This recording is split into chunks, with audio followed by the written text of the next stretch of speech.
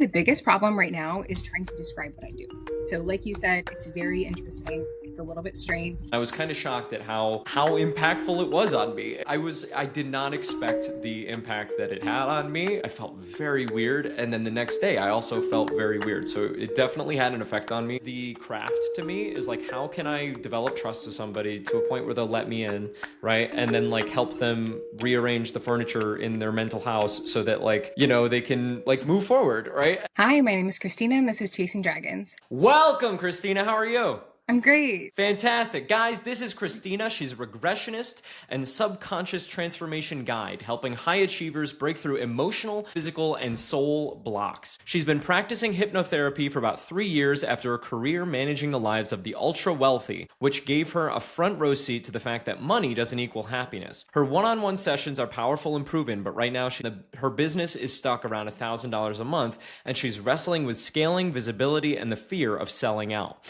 Today, we're going to unpack her work, dig into the roadblocks keeping her from sustainable growth, and see if we can sketch a model that turns her practice into a freedom-based business without losing its magic. Christina, you ready? Yeah, let's do it. Beautiful. So cool. So the way the show works is essentially for the first like couple of minutes, we're going to just understand you, your journey, your story. Then we're going to dive into a bunch of the problems that you're currently experiencing. And then the last like 20 minutes or so is essentially like I don't want to make a show that's just like, here's everything that I would do. But like, so that's why the first half is like focused on truly understanding your problems and making sure that like, if I give advice, it is tailored advice to your situation. Perfect. Fair? Yep.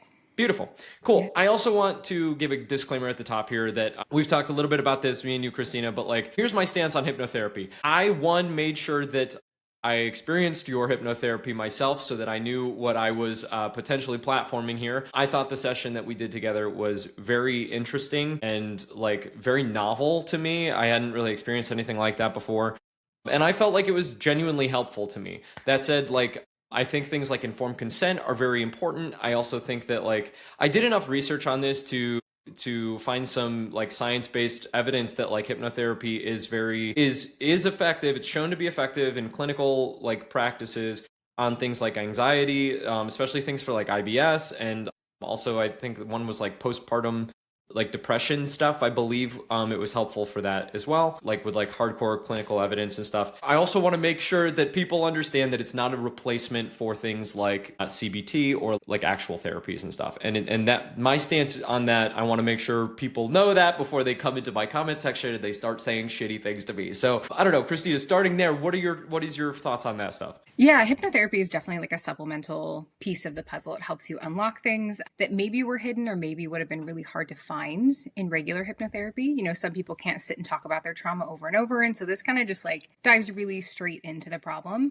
And the other nice thing about it is everybody and everything has a resonant frequency, right? Scientifically proven, plants, animals, everything has a frequency that it likes to exist at. And humans have the ability to change that. And hypnotherapy just helps you change that. So Joe Dispenza has a really good chart where he shows that like grief and guilt and fear are all kind of at this like kind of slower frequency. And hypnotherapy pulls out all the stuff that makes you feel like you're in that guilt or in that fear and gives you the ability to kind of reach those higher frequencies, which is love, joy, freedom. So basically all we're doing is raising you up on a scientific level. Sure. I don't know if I agree with that. Just to be totally transparent with you, no. like, like different frequencies and stuff. Like, I don't know, but from a psychological perspective, like, I don't know, I've done a lot of like psychology stuff. I just started with a therapist this month, and that has been very helpful to me.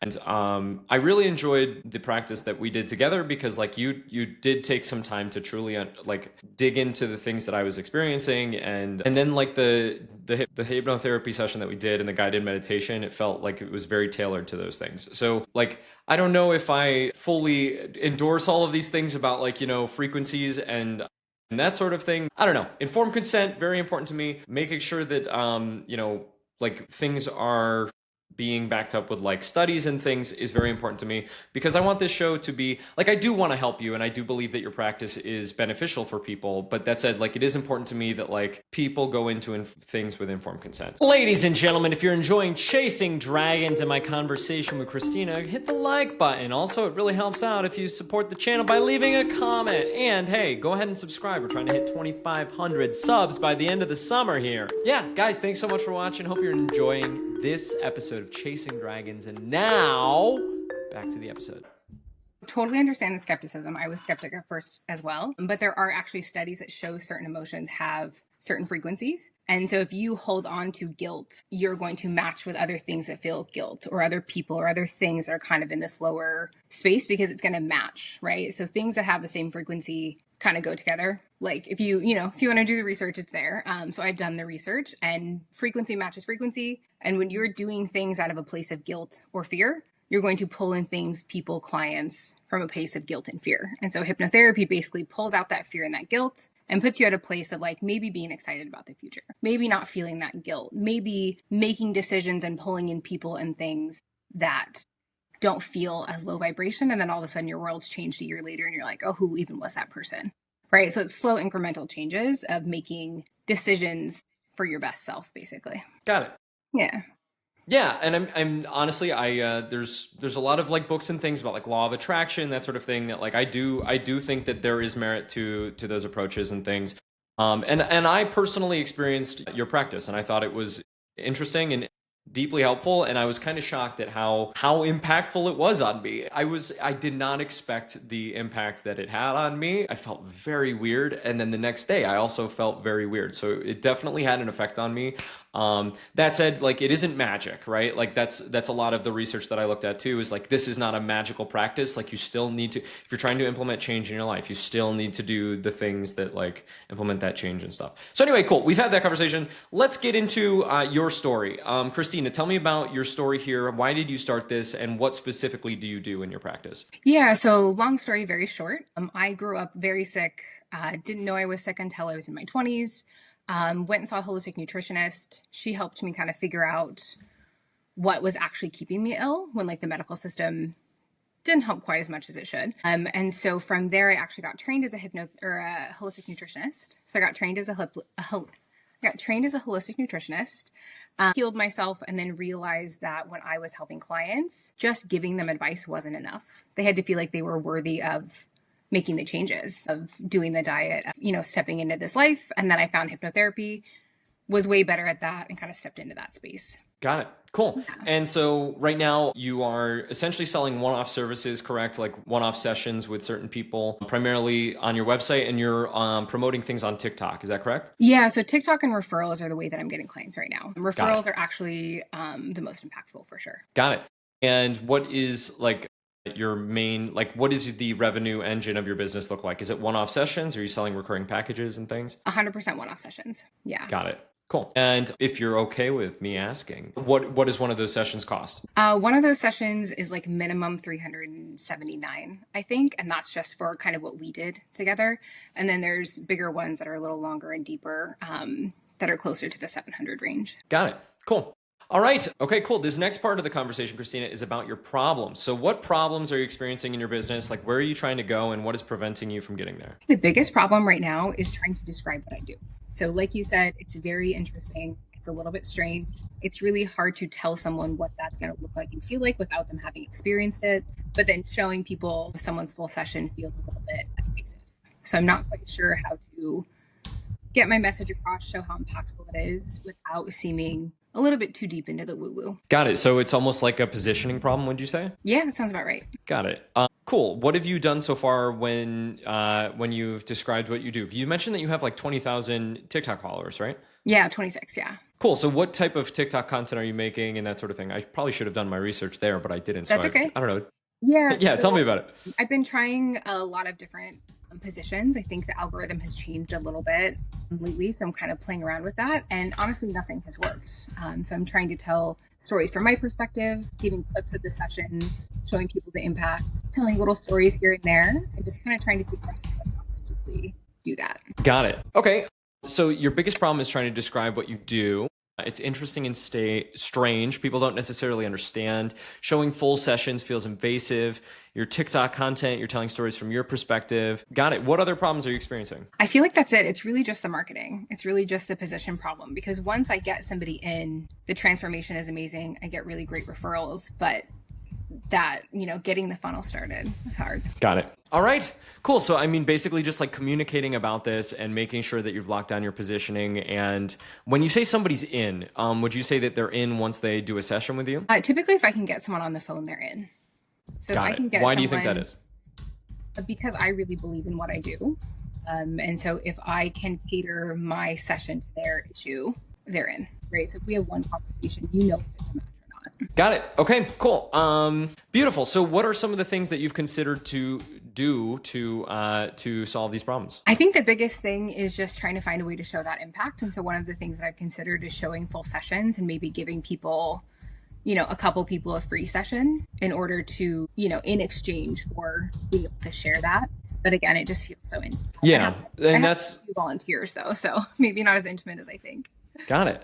Yeah. And we talked about that with this show and Sue and everything. And I essentially, we recorded the session that we did. And, we might put in bits and pieces of that. My editor, Samantha, can, it's going to be interesting if she watches that entire session because there were some pretty intense moments in that. But yeah, cool. Okay. So essentially like your marketing solution here is to kind of do live sessions with people and then potentially include and demonstrate or share those sessions on TikTok and other platforms. Is that about correct? Yeah. Yes. Yeah. One of the other ones that seems to work pretty well is Substack. That one seems to be pushing nicely. Got it. Tell me about that. Tell me about what you're writing over there and how much traction you've gotten. Yeah. So Substack, I've just been kind of writing from more of like an artistic point of view, the people's sessions. So maybe more of like a generalized session and kind of showing what a session might look like from a more creative point of view, and not necessarily making it intimate or making it so people would recognize it was their session, but still having the same impact. And people have been enjoying that. Cool. How many readers do you have over on Substack? I just started last week, so not that many, but I think I got like 150 views on my first article, which feels pretty good from starting from scratch. That's amazing. Yeah. Cool. Okay, great. You also mentioned some things like you were considering potentially starting a class or not. You're saying that you were potentially considering an online course or potentially like group sessions and that sort of thing. Is that correct? Yeah. So I think that's the ultimate goal, is getting a community together. And so one of my first steps would be to try to get a weekly or a monthly group class where we focus on maybe one subject that everybody's going through and kind of showing people what that looks like. And then the other piece of it is there's definitely a course in the works. And that I think is going to be more. What'd you say? Income. It's going to be the more passive income piece of it. Yeah. Got it. Okay, cool. Beautiful. So before we move on to my take and my perspective here, so I just want to make sure that the problems that you are experiencing, you're saying that there is a marketing issue here where you're having trouble communicating about your positioning and you're considering doing more full sessions, kind of showing people those full sessions. You just started a Substack, which is fantastic. And ultimately you want to do classes or group sessions, kind of like an online course or potentially group sessions for this. Is that all a fair summary of the problems that you're experiencing? Yeah?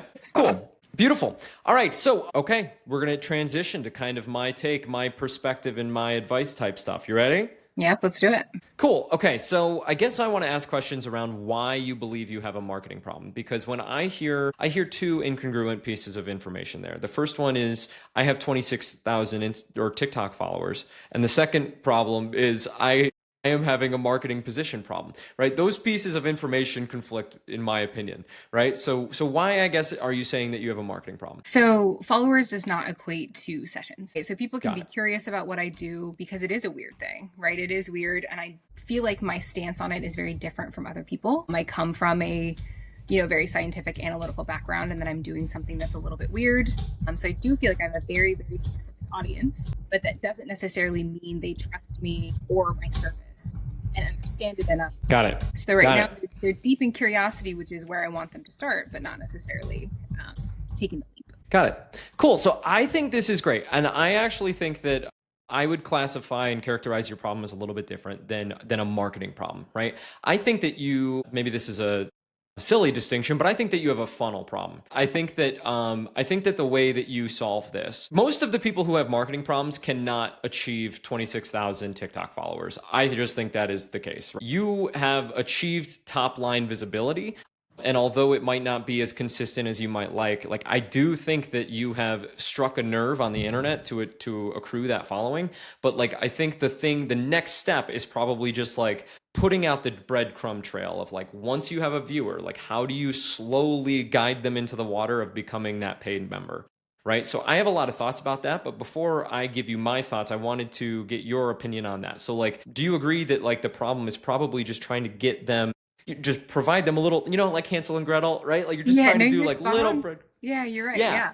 Yeah, and So I what are mean, you thinking about this that? is something that TikTok works really well because this is something that takes a lot of trust. And so that's why referrals work so well. Because if someone goes, this was amazing, I know it's weird, do it anyways, that works every time, right? But on TikTok, you're totally right. Just on social media in general, I do have to give a few more breadcrumbs because it is such an intimate thing. My breadcrumbs have to be a little, maybe the line needs to be a little bit longer, a little bit more edible than I'm putting out there. Sure. Yeah. So if you were to, here's my vision for you, right? Is like you've got your top line, like TikTok seems to be your platform, right? And it doesn't surprise me, by the way, because like during our calls, during our intake calls, during that session, like you had this presence about you that I think would translate really well to online video. And it seems like you're kind of like you're nailing that niche, right? So even though you're not, you're a little bit, I feel like you're like, oh, I have a little bit of imposter syndrome and my positioning feels weird. Like I think personally, I think that you just need to like step into that. And I think that once you have a funnel that's a little bit more articulated and you kind of have like a boat that like you're like, I know that this ship works, right? Then I think that you're going to have a lot more confidence once you have a validated business model and a validated marketing funnel, right? Perfect. Yeah, that's my opinion, but cool.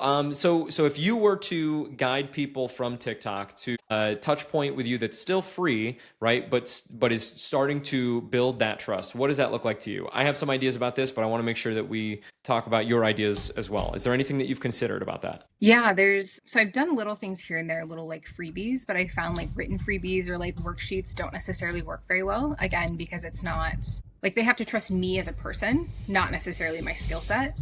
I can prove I have the skill set all I want, they have to trust me. And so on that note, I just am not sure what to do with it. I would love to hear. All right, so when you say you've done worksheets, what specifically have you tried? Can you give me a list of like things that you've tried and for how long? Yeah, so I've tried little things like little quizzes on like where you might be stuck, because that's what hypnotherapy does. It kind of helps clear out those pieces of being stuck. I've tried little like freebies of like the top 5 tips to do something, kind of played around here and there. And I don't necessarily feel like I found success in any of those. Got it. Cool. Okay, so here's my advice, and this is advice from one individual. I think in order for you to start building that trust, and especially like converting those people, I think that you need to, here's how I would do it, is I would start with a TikTok follower, then I would use a lead magnet to convert that person to an email subscriber. Then I would repurpose the things that you're posting on Substack, and I would like create an email funnel where I would do email marketing. I would create 52 marketing emails that run throughout the year. I would make sure that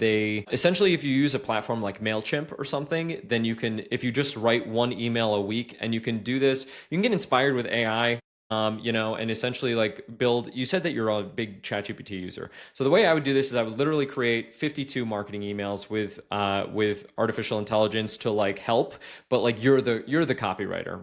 And you can build this plane in the air, right? You could start with like 5 marketing emails and then just like build each day.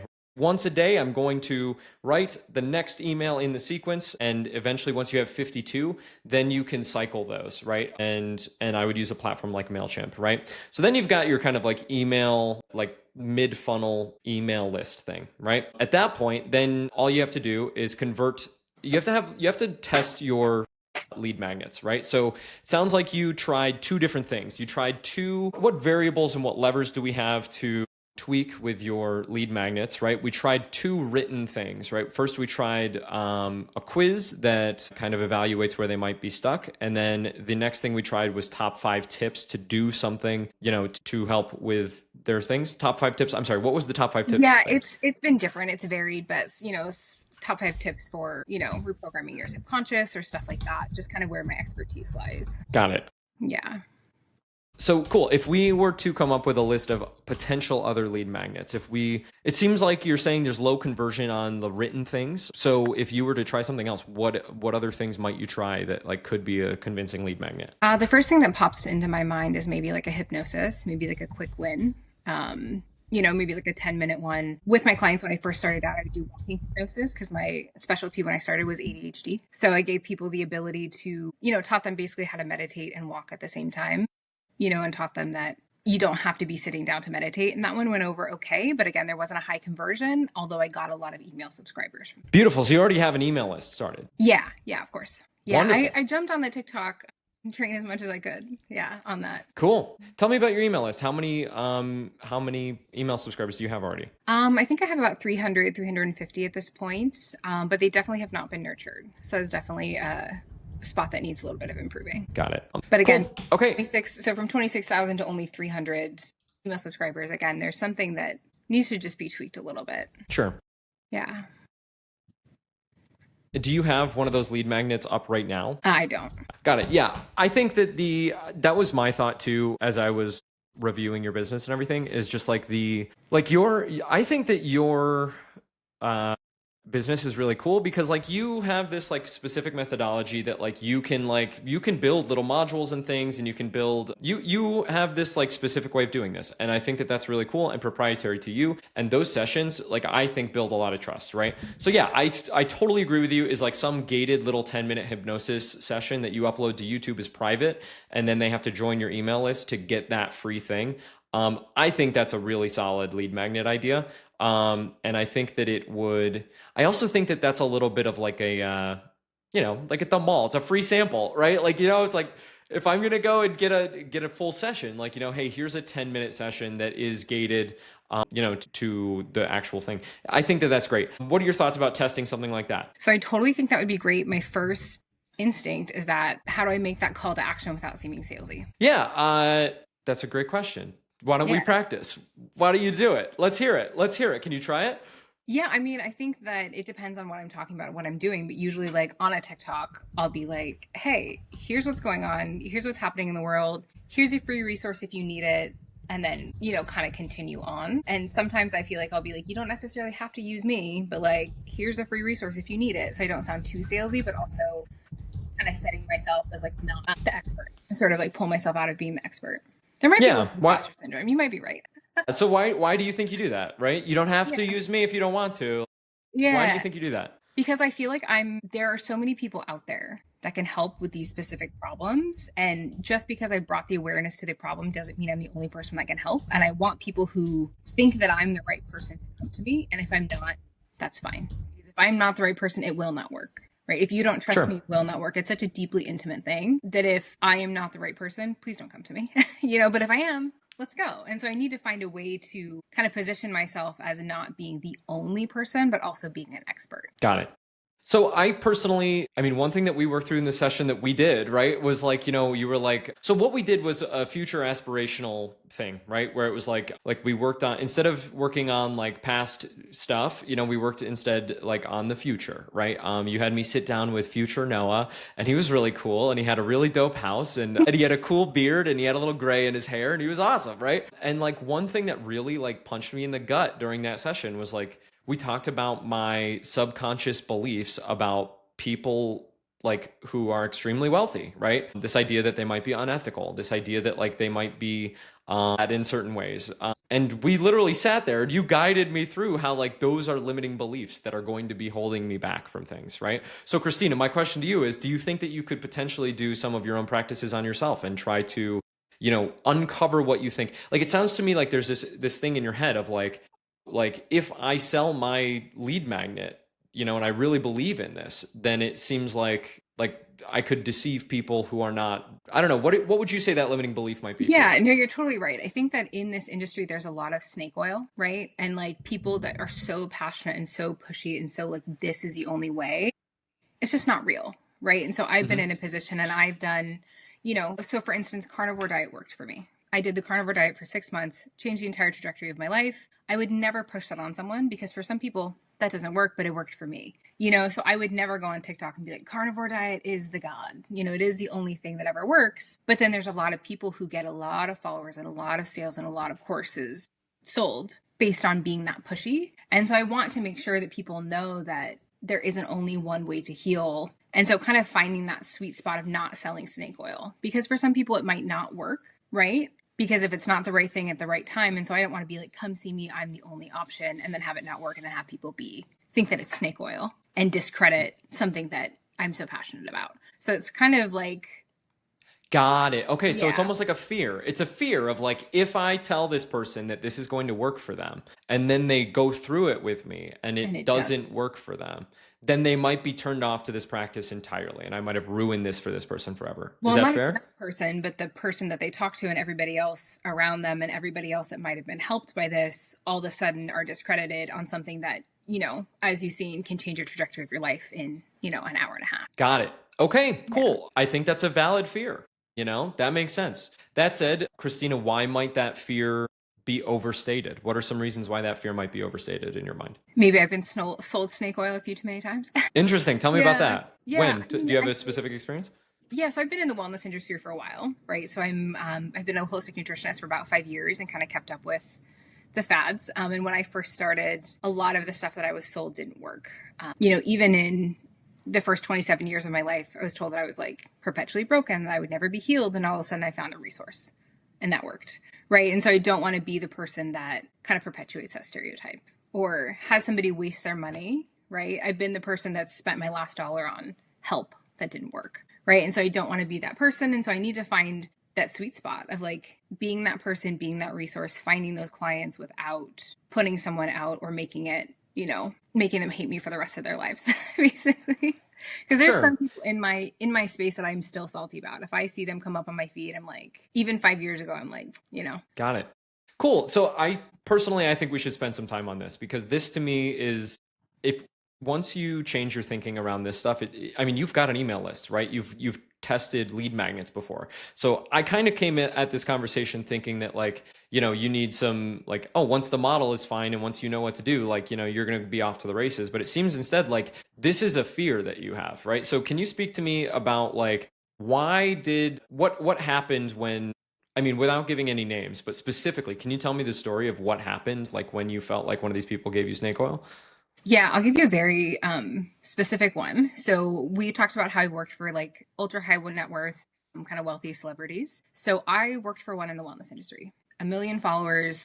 They're a group of people. The work they do technically is amazing. It does help people. They would not get 1 million followers if they weren't helping people, right? And so I've done some of their practices and I thought it was really cool. And then I went and met these people and I was behind the scenes and it turns out he was, the main guy was very cruel behind the scenes. He was kind of a bigot. He was, transpo. He was all of these things that didn't align with me as somebody in this space. And so all of a sudden, everything that I saw from him had this lens of kind of being cruel, of kind of being mean. And then the camera would turn on and he had this big smile on his face and was pretending like he was spiritual and in this space and in the space of calm and teaching people how to be calm when he wasn't calm. And I was like, 1 million people are falling for this, and so I want to make sure that I am super transparent and that I am not one of those types of people. And the sessions that I do, I don't know how to explain them and give people the information and feel transparent and still get people to come in, because if I'm like, hey, come in and say hi, and you're probably going to cry in front of a stranger, they would be like, no, thank you. Right. So it's kind of finding that sweet spot of being transparent, but also not giving everybody all of the information, because if they have all of the information, they wouldn't come. Got it. Why do you think that? Why do you think if they had all the information, they wouldn't come? Because I think it's a really intense session. It's just a very intense thing. And the whole point of it is that it's intense, is that you get rid of these big, huge things that have been locking you down and holding you back. But most people have also been shutting that off and hiding from that for so long that it's a natural inclination to not look at it.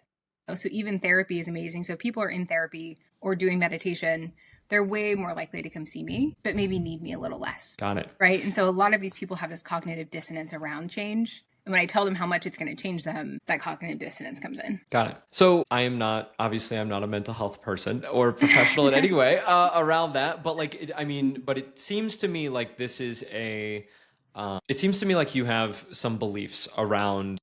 I hear two beliefs personally. I hear the first belief of you've had some negative experiences with influencers in the past who are selling health and wellness services, and they are kind of charlatans, right? And so I think there's a fear that you have around, I do not want to be the same type of charlatan that this person was, right? So I think that's the first thing. And then I think the second thing too is this belief around, if people know what they are getting into, if people have informed consent, then they will not work with me because they will not see the value in what I'm doing. Would you agree that those two things might live in your head? Yeah, I think the second one is not necessarily that they won't see the value. It's that they will block themselves from coming, from making that big change that they've been blocking for so long. But no, you're spot on. And yeah, so I have this dance of wanting to over explain as the, not being a charlatan. I want everybody to have all of the information all the time That's not how marketing works. And then I give everybody all of the information all the time. It's too lengthy. It doesn't get traction. And then people are scared off. And so I have to find this dance in the middle of being honest and transparent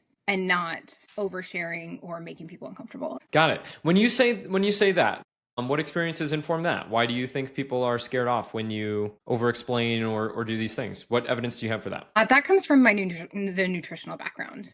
From kind of having conversations with people and being like, hey, like, seems like you have this limiting belief, like, for instance, eating disorders usually have the same bucket. So when I was in hypnotherapy and when I was going to school, everything kind of falls into like 4 or 5 little buckets, and a lot of the nutrition stuff falls into the same bucket. And so I would kind of open up that door a little bit, and almost everybody smashed it, closed it shut when they weren't ready for it. And so I think there's that little bit of, if people aren't ready for it, they're going to shut the door and never open it again. Got it. Okay. So it sounds like you're like still talking, you're still obscuring information about it. Say what you mean. Say what you mean. If you tell somebody with an eating disorder, your eating disorder is most likely caused by X, Y, and Z, then they shut down. Is that kind of what you're saying? Yeah. If they're not ready to receive the information, they're never going to hear it.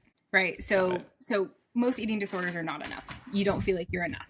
You're not enough. You've got this hole. You're filling the hole, basically. So it's essentially like, I don't feel like I'm enough. And so I have to fill myself up. And instead of filling myself up with love, I'm going to do it with food. But I can't go up to somebody with an eating disorder who's very sensitive and be like, I have the fix for you. I have this thing, like, you don't feel like you're enough, because that's just not how, like, the psychology works. Being like, you don't feel like you're good enough. Come see me. I can fix you. So I have to find a very gentle way to go around that and be like, slowly start talking about the eating disorders, or slowly start talking about what that looks like, because you can't just go jump up to someone and be like, let me fix you. You kind of have to sit back in the chair and have them come to you. And so how do I get these people who've been scared of something their whole life, or maybe may not believe me or not know that that belief exists, to come to me while I'm sitting in the chair? Interesting. Cool. Yeah. My question to you is, what other things could you say to somebody, other than, hey, I have the answer for sure and I can fix you 100%. I've got this, right? Because, like, by the way, I am not, what I'm like, I think people, this show is framed as like, I'm a business guy, right? So they kind of come in with these preloaded assumptions of like, oh, the business sales guy is going to say like, I for sure have the answer. And so they kind of come in with some resistance of like, and by the way, that's not how I operate. There are probably some salespeople that do operate from that lens, but I don't like that lens, right? I really like radical honesty, radical transparency, and like ethics, right? And so that is not necessarily what I would say, right? I actually think it's deeply unethical for you to go up to somebody with an eating disorder and be like, hey, I almost for sure know exactly what's wrong with you and I could like totally change it, right? Yeah. So if we're not going to make a sales system or marketing positioning around that. What instead would we do that? Like, what instead would that positioning look like? That's a great question. So that's what I have to figure out. Yeah. Right? So I mean, here's the thing is that I think you're the person to figure out, and I think we could do it right now. Like, so, if you were to, let's say I have an eating disorder. Okay. Let's switch this over to my niche. So my niche is okay. You. So my niche is business owners. My niche is business owners who are basically who have found success, but feel trapped by it, who are not actually enjoying life, right? Who feel like they are doing what they're supposed to do, showing up the way that they're supposed to do, but they're still exhausted at the end of the day. They're still like, feel like life just is not checking any of the boxes, even though they've done all the stuff that they're supposed to have done. Right.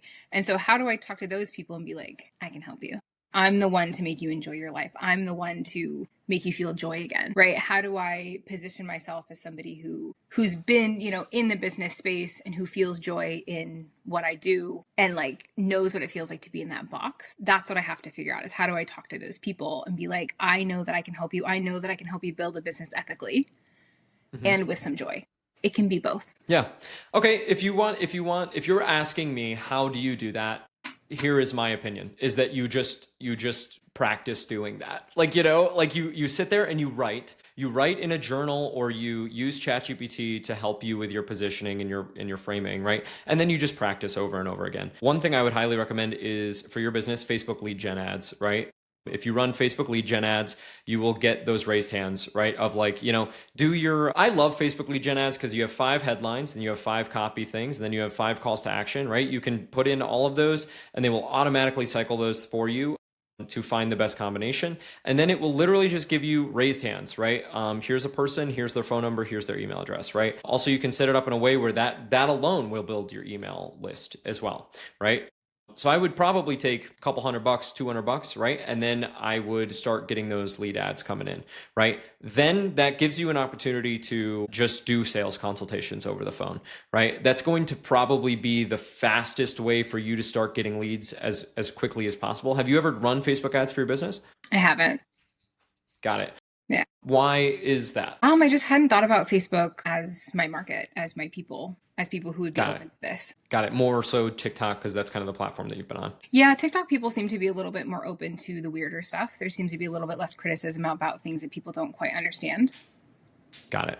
Yeah. Got it. Yeah, so in my life, I have sold Facebook ads to a lot of people. There's a lot of reservation around Facebook. People have these like reservations about these platforms, and it's like, okay, you understand that Facebook, when I was, I mean, 2 years ago or 3 years ago, when I was actually doing this for a marketing agency, Facebook, I believe, was like the third most visited website in the world. Even if it's fallen a little bit, like they still have like 6 billion users, right? Especially the Meta ad network. It involves Instagram and it involves Facebook. So there, I can guarantee you that like there will be people in your target audience that like are going to be on those platforms, because that's a huge objection that I hear in that space is like, well, the reason why I don't do Facebook ads is because Facebook is for boomers. And it's like, well, Facebook has 6 billion people.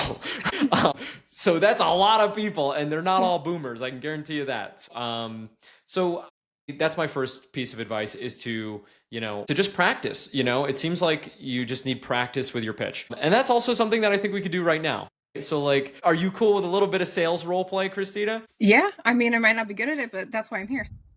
I love it. Here we go. Let's say that I'm a Facebook ads, I've raised my hand. What would your ad even say? What would be some of the copy, I guess? I feel like, so me and ChatGPT have figured it out a little bit. Hell yeah. So basically that it's positioning myself from someone like you're feeling stuck in all the success that you've built. I can help you get unstuck. So that's basically the positioning. And I haven't necessarily found the, even an A/B test to find a way to say that. Yeah. I disagree with you. I think that you have found it. I think that you found it. And I think that you need to step into it. That's what I think is like, I think you need to break past this fear of like, I think that situation, look, you're the hypnotherapist, right? Like work with somebody who you trust deeply to talk about that experience with that influencer person and work through that stuff, because like that fear, I think, is holding you back from what you're currently like working on right now. And so we can work on the external facing stuff right now. And that's what I'm excited to do. But at the same time, like, you know about this stuff, like work through that, right? Because once you break that fear, you're going to figure this out, in my opinion. It's so funny because there's this piece of me that's like, better me than him. I actually feel like I'm stepping into this because of him, and because I'm like, these people have the same issues and he's working on the people with the same issues, and I would rather them come to me than to go to him. And so some part of me just wants to like surpass him just a little bit out of spite. So it is funny that it might be part of my limiting belief, but it's also part of my motivation. Sure. Yeah. Yeah. I mean, if you look at my YouTube channel, there's a few projects that I talk about. I have a series called My Failure Resume, where I talk about starting things deliberately out of spite to spite other people. And as I've grown a little bit as a business owner and as a human being, like I do think that like spite is decent fuel at the beginning, but I do think it burns hot and it burns people out, in my opinion, right? And this is stuff that we talked about too during my session, right? But it's like, I think at the end of the day, what excites me about this space is the craft of talking to other people, trying to sneak past their defenses, right? Or not sneak past, but people are like horses, right? If you, that's it. Yeah. Yeah, and I love that. Like, yeah, that is the craft to me, is like, how can I develop trust with somebody to a point where they'll let me in, right? And then like help them rearrange the furniture in their mental house so that like, they can like move forward, right? And so you just explained it exactly. So this is where I'm having trouble, is that people are spooked easily.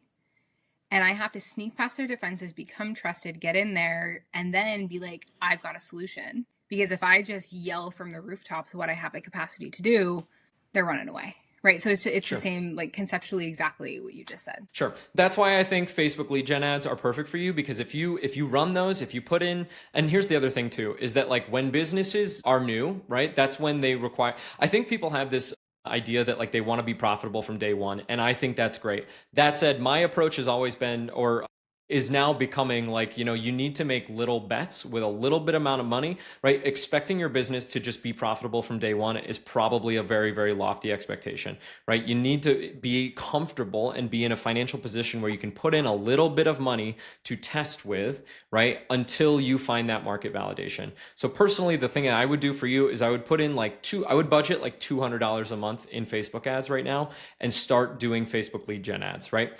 You said that you've already kind of talked about copywriting and stuff with ChatGPT about how you can do different headlines and different descriptions and stuff. There's probably a handful of YouTube videos on like, this is how you get your YouTube or your Facebook lead gen ads, up and running.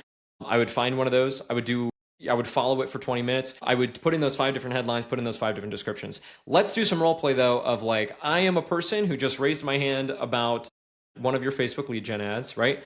And you open up your Facebook Ads Manager app on your phone, and in their shitty little CRM, you see Noah Chrysler. Noah Chrysler just showed up. He's got his phone number there. You call me, ring, ring, ring, ring, ring, and I think we should do a sales role play. You ready for that? Okay. Beautiful. Yeah. Hello. Hey, this is Christina, the hypnotherapist. How are you?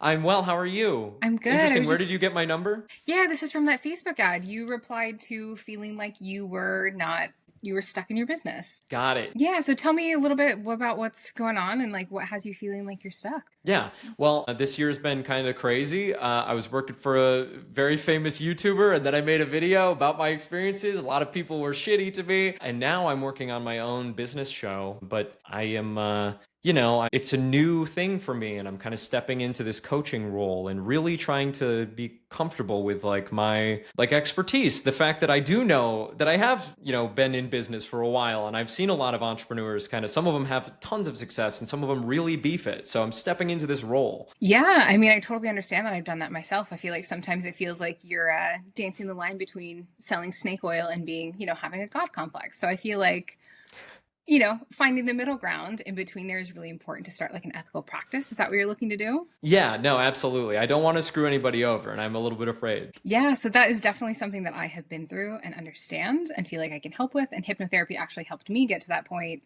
So I'm very confident that I could help you. Got it. Christina, you're great at this. I mean, come on. I just have to get them on the phone. So how do I take this and, so once, that's what I mean. Once somebody's in my radius and I have broken that, piece of the puzzle, they're in, Yeah. But I have to get that. There's just this little spot at the beginning of the funnel that, without spooking them and just finding that delicate balance. Like it's such a delicate balance with what I do. And, with some things you can invest and it's not that big of a deal, but with what I do, it's just so personal. Can I, here's another thought is that you have this belief, it seems to me, you have this belief that what you do is a delicate balance, right?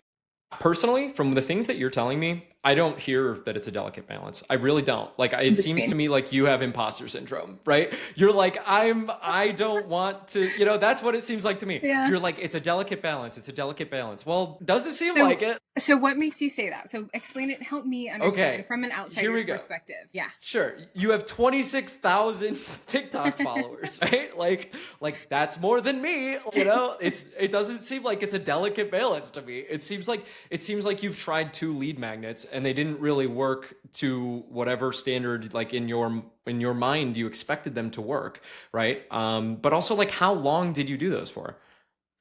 I did those for a while, and I feel like it was actually the calls to action to get people into those lead magnets that was the issue. So if people went on my website, usually they would take it. So it was, again, it's the marketing, it's the call to action. It's how do I bridge this gap of being like, I can help you, here's this thing, and I understand lead magnets and they need to be these small wins. You need to show people what you've got. So hypnotherapy, that's a great way to do that. That's a great first step. But then again, falling into that call to action, which totally could be imposter syndrome. Maybe I don't want to feel too salesy, even though I'm selling something that I believe in. Right. And so how do I bridge that gap again of not spooking people away, but also feeling honest? It just feels like a dance. It feels like a dance that I'm not quite good at. I'm stepping on other people's feet right now. It feels like. Yeah. So here's the thing. The way to get better at dancing is you dance more, right? Yeah. So I think Facebook ads, Facebook lead gen ads specifically is good for this business, right? The way that you can get better at at feeling confident in that like sales positioning and that closing stuff is to just do it 100 times, right? Get 100 leads on Facebook. They're probably going to be $10 a lead or, whatever. And I'm not saying all at once, because you can't call 100 people in a month. I've done it. It sucks. But like, call 3 a day, right? And then I guess that would be 90 in a month. So I guess that's close. Yeah. Maybe you can, whatever. Yeah. Spend 200, in between $200 and $500 on Facebook lead gen ads, right? Use ChatGPT to write copy from different appeals strategies, right? There's a few copywriting books that I really like. One that I always recommend is Sell Like Crazy by Sabri Subi. I think that's a really good copywriting book. Down your 5 different appeal strategies for headlines and then copy, and tell ChatGPT, hey, be a Facebook ad copywriting expert, and that is going to get you off to the races. And then, the other thing too is scripting, right? Sales scripting is really helpful. So like, write down your list of like, this is how the conversation should go. And then I am trying to close them on this, right? And then just have that conversation 100 times. And I really think that that is going to help you feel more confident in that sales close. The other thing too is that I think that you're saying that you've tried these lead magnet things and they don't work. Well, I personally think that as I've done kind of a retrospective on all of my businesses, one thing that I've discovered is that like I have very rarely ever been wrong when I have like built a business. I know that sounds a little arrogant, but it's true. Like all of the things that I was doing at every step of my entrepreneurial journey, they all were going to work, but I just did not give them enough time. I did not give them enough time, and I did not adjust them and tweak them enough times. And if I did that, then they would have probably worked for me. So what I am saying is that here's what people do is they say, well, they try 2 things and then they come to the conclusion that this does not work. In my opinion, in order for something to work, you need to reinvest in it, right? You've tried a quiz, you've tried a top 5 checklist, right? Both are written textual documents that, that do not convey, in my opinion, the value of your hypnotherapy stuff, right? So you should try a 10-minute hypnosis. If that doesn't seem to get the results that you are happy with, try a 30-minute hypnosis, right? Try a 15-minute hypnosis, right? Like how many levers can you pull, right? Write down all of the variables of like, okay, I need to get this lead magnet to work, right? What are the metrics that I'm going to evaluate the success of this on, right? Because that's the other thing is that I think a lot of people project emotions onto their business, right? When they start to feel insecure. Everybody, I think most entrepreneurs start entrepreneurship because they are looking for something external, right? You mentioned like certain people with eating disorders, they feel that hole in themselves. Would you agree with that? You remember that? Yeah. I think people do that with entrepreneurship too, right? Yeah. Or at least I know I have, right? Yeah. You're trying to, yeah. That's in the hypnotherapy that I do. So that is one of my positioning is like not feeling like you're enough. And so then you go get external validation. You're totally spot on. Right. So when you do that, right? So you're trying to, something that I've noticed with me is that when I record literally anything, I fall into these like shame spirals of like, I turn off the camera and then I'm like, uh-oh, that was bad, right? And it's like, and it's not because it was bad. It's because I have this cyclical like thing in my brain that was like, uh-oh, like I've associated putting myself out there in exposure with like feeling embarrassment, right? And so instead of getting trapped there, right, you're trying to make it objective, right? So view it as a scientist, right? That's really what I would say is like, start with a hypothesis. If I change this variable, then it might change this outcome, right? Have you heard of the idea of like KPIs and stuff? Yeah, KPIs and A/B testing. Yeah, exactly. So that's what I would do is I would change the levers that you're using. You mentioned that these are text-based lead magnets. I would change them to video, right? I would try that. Then I might try audio, right? And then I would try them for like 2 months, right? Try it for 2 months and see what your conversions are like, right? Try to make 10% improvements. Start with a 10-minute like hypnosis thing, then be like, okay, what did people like about this? And then after that 2 months, or maybe try it for a quarter, right? If you do it for a quarter, then the next quarter, try to make it just a little bit better. And if you do that process, instead of just like, I tried these 2 things, it didn't work, I'm going to go try something else. I really think that you need to just stick with the lead magnet thing for a little longer. Fair? Fair. Yeah. I definitely didn't see it as viable and started putting my energy in other places for sure. Yeah. Beautiful. I think just reinvesting in those things would help you a ton. And then also the sales practice of calling Facebook lead gen ads. I love Facebook lead gen ads because it's like, they're kind of cheap and like, the conversations are super quick. Like people, and you're going to be great on the phone. The intake that you did with me before our hypnotherapy session was fantastic, right? And just doing that, like getting people on that phone. The nice thing too, sometimes marketing overcomplicates shit, right? Like the way to scale is through that marketing funnel, and you will scale up through that marketing funnel for sure. But like in the short term to generate revenue, fucking get on the phone, right? And the Yeah. fastest way to do that, is Facebook lead gen ads. And then you'll feel confident in your close as well. Okay. Cool. I There's have another thing one that I want. I Yeah, have one hit question me. for you just in this breath, if that's okay. Sure. From somebody who has now experienced it, so from being a business owner in this space who's kind of experienced the skill set, how would you now market that? Like, how would Yeah. you, from your perspective, if I hired you and I was like, write Facebook ads for me, how would you market that knowing what you Sure. know? I would do it. That's a good question. I would do it. I would use ChatGPT. I would say, ChatGPT, act as a Facebook ad writing expert, right? I would say, use 5 different appeal strategies and use different variables. I would say, make some headlines longer, make some headlines shorter. I would have it generate. I would literally go in like different rounds of just like, hey, generate 10 headlines for this. I would pick my favorite of the 10 headlines. And then I would literally probably over the course of like multiple back and forths with ChatGPT, I would probably have it generate close to 50 to 100 headlines. And then I would pick my top 5 and I would put those inside. Personally, if you're asking, I think what you're asking is from a positioning perspective. If you're trying to sell to business owners, what I would say is that this is a very, very, very highly skeptical crowd of people who I think there's also this thing in your mind where you like the idea of like, if I put too much information out, people might not come and want the service. I disagree with that. I think you need to put out the right information. Christina, one thing that you told me too was that like you do things with like astrology and past lives. I think personally, from my perspective, I'm not trying to pass judgment on that, but from my perspective and the things that I know about people in this space, I think that those types of things in your messaging are probably going to detract from your overall effectiveness. Just because like I think that this is a space filled with like skeptics. That's a guess. I have no idea. This is all like, the right answer is to try it and to test in the market, right? But the way I would do it is like I would be like, hey, you might have tried, you even said this might be a last resort, right? And you might have tried therapy. You might have tried other things. I have an alternative approach called hypnotherapy. There is scientific evidence that supports this, right? And here are some psychological principles that back this up from a science-based perspective, right? My approach is very scientifically oriented and backed, and I approach this from a business lens and a psychology lens. That is how that logical appeal would make it more likely for someone like me to click on it, because like I don't know, we're in a space where like I personally think the market is like very skeptical of like woo woo stuff. And that even that is condescending and rude, but I don't know. What are your thoughts on that? So my thing is, I totally get that.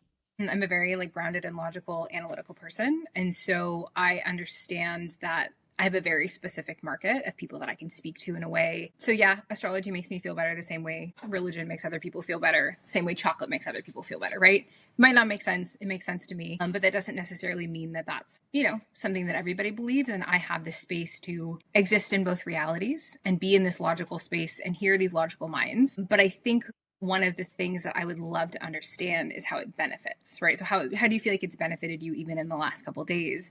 So I can be like, I have this approach to fix your problem, but like I don't necessarily like what is actually the problem. I can't be like, I have this approach to fix this feeling of you that was not enough because your parents didn't give you enough attention and now you're an entrepreneur because you want to fill up your cup. I need to be like, hey, are you feeling this way? Here's the end result. And that's what I really think that I need to like narrow down and then zone in on, and then use the scientific in the middle. Like that's like, you're totally right. That's great. Like here's backed by science. I'm going to get you from here to here. So from your perspective, with just what we did, what do you feel like the benefit is on the other side of it just in the last couple of days for you? Yeah, absolutely. I really enjoyed our session. I wasn't expecting it to have such a profound impact on how I felt. That afternoon, I felt really strange, and like in a good way, I think, but it really hit me, right? I was not expecting it to hit me as hard as it did. I was very emotional for those like for period. And that was something I was not necessarily prepared for, right? I had been hypnotized like once before, but it was like a stage hypnotism, right? Where like, you know, the guy, and honestly, that experience in the back of my mind, I was like, this. Honestly, I left that experience thinking, okay, hypnotism is kind of bullshit because like it felt like I was just being like socially manipulated, right? It felt like Mhm. he was using the expectation of the crowd to kind of get me to comply with what he said so that like I didn't let down the crowd, you know, via not responding to his suggestion. And I do think that that was happening a little bit during that. That said, what I experienced with you, I was kind of expecting that type of a type of a vibe, but what I experienced with you was totally different. I do. Okay, so specifically what we did was you had me enter the home of my future self, right? And I just like, I mean, I was like crying at a certain point because like the idea that I could even purchase a home, right? And to really sit with that idea and to really spend time visualizing the home that I could potentially one day purchase if I like succeed and excel at the things that I'm working on, right? That to me was very deeply meaningful because I realized during that moment, like, I don't think I had ever really contended with this idea of like, I could become very, very successful and effective at doing what I do, and I could actually purchase a home. And so to come to the realization that I had this limiting belief of like, damn, like, you know, like I'm building this business, but at the same time I don't realize that like, okay, cool, if I do succeed at this, there's a very real opportunity for me to have financial freedom and financial success doing this. That was very cool to me. And it did feel very meaningful to me, right? Just from a psychological perspective. Like, you know, I realized shit, there's a belief in my head that is subconscious that says you're not going to be able to purchase a home because you're a millennial and millennials don't purchase homes and you still have college debt and all of this shit. So like you try and try and try, but even if you succeed, like there's still not a huge chance that you're going to purchase a home. It's like, well, no, like the other thing that I really enjoyed about our session, Christina, is that you brought it to like a practical place, right? You asked me a question about how do you get there, right? That was something that you said, right? And you grounded it in like daily practice, right? Which I thought was really great because it's like, this is not going to, it didn't feel super woo woo to me. It felt like, okay, cool. I am acknowledging that this is a potential future for myself. And then how do I practically get there? What do I focus on to get there? And what, you know, what I settled on, and this is something that I've like worked on before, but like what we settled on was you worked on the craft, right? You work on the craft of working with people like those horses, right? Like, you know, you practice, you know, coming up on those horses, you practice motivational interviewing, trying not to scare people and still trying to guide them, you know, developing trust, right? And by focusing on that, that then makes that future outcome more likely someday. I thought that that was the most powerful part of the session, and it really truly, I was not expecting that level of impact on me. Fair? Yeah, totally. Awesome. We've gone over the hour, but I do have one other piece of advice for you, Christina. Can I share it with you? Of course. Beautiful. Okay. I think from a top line perspective, I have one fear about your business, and that is that you are focused on one-off sales. Do you understand what I mean by that? Yes. So that is where I'm having the biggest issue is trading my time for money right now is not sustainable. Exactly. So if you were to change your model, if you were to, you know, not do that, what are some avenues that you've considered to not do that?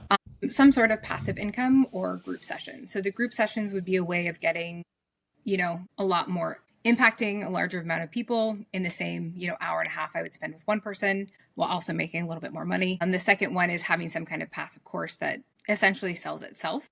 That maybe is part of the funnel that leads into the higher level one-on-one sessions. Got it.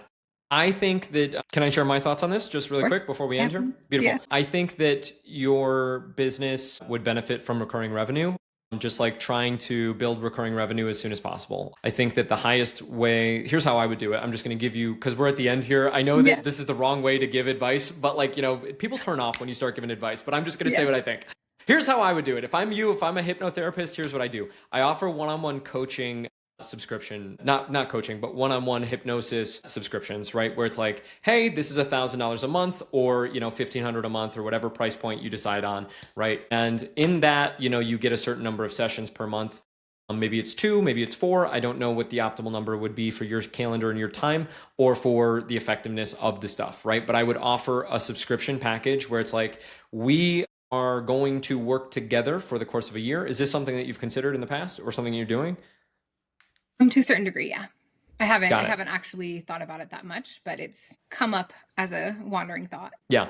So there's my metaphor for this is like building your foundation on a good foundation, right? Building one-off sales, you're going to be chasing your tail forever, right? I would even right now, I wouldn't do the course. I really wouldn't. I would focus on building recurring revenue, because that way it enables you to have more revenue to reinvest, right? When you eventually someday do a course, if you have really consistent, solid cash flow from recurring clients or from a recurring group session offer, then you have more money to make that course even better.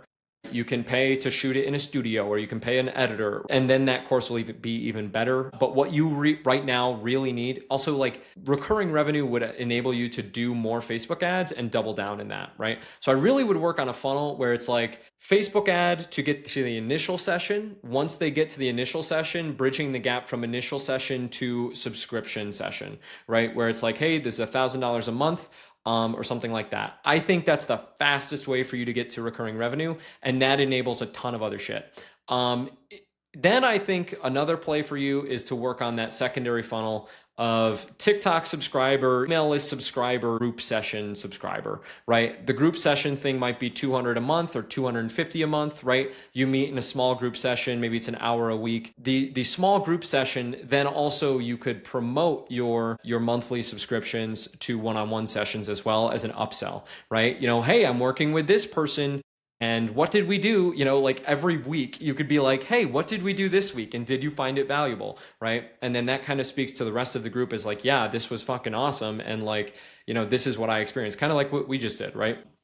And you could do that in the group session. By doing that, it enables you to have MRR, monthly recurring revenue. That is the first thing that I think that you can do to start divorcing your time from money. And yes, it still requires your time. It still requires you to be in person. But I think instead of focusing on, I wouldn't do the course right now. I would just focus on recurring revenue so that you can go from like, you know, shaky 1,000 a month to getting to that 10K per month. Because you told me that was kind of your goal at the beginning. I think that's the fastest way to that. The course is great, but like it's one product that it's not going to be recurring sales, right? What you need right now is recurring monthly revenue. And I think that, and by the way, your rate of learning is going to shoot through the roof when you're doing this all the time, right? When you're leading those group sessions and when you're doing those one-on-one sessions, it's going to increase your learning a ton. So that's what I would do, but I don't know. Yeah, cool. Christina, what do you think? It was amazing. I appreciate it. Absolutely. Yeah. If you had to say, what is like the biggest insight that you took away from this conversation, the biggest shift in your thinking, anything like that?